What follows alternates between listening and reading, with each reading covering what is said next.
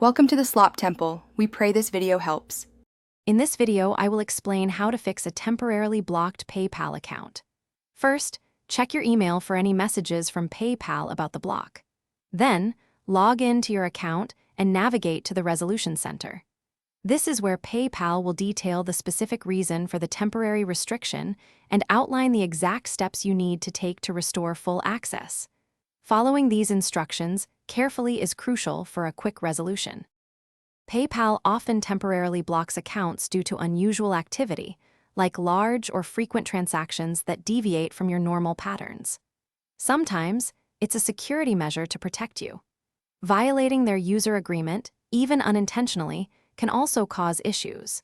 Be ready to provide documentation, such as a government-issued identification or proof of address, to verify your identity and transaction details. This helps PayPal ensure your account's security.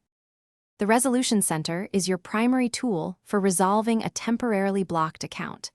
It will clearly state why your account is restricted and what information or actions are required. You can upload any necessary documents, like a photo identification or utility bill, directly there. Respond to all PayPal communications within 24 to 48 hours.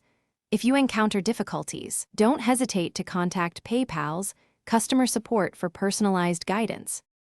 To prevent future temporary blocks, always keep your personal and financial details current on your PayPal account.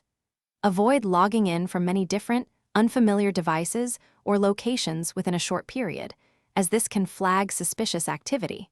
Always ensure your transactions adhere to PayPal's user agreement.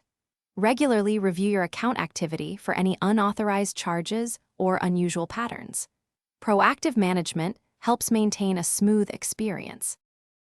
Thanks for watching. Consider subscribing if we helped you.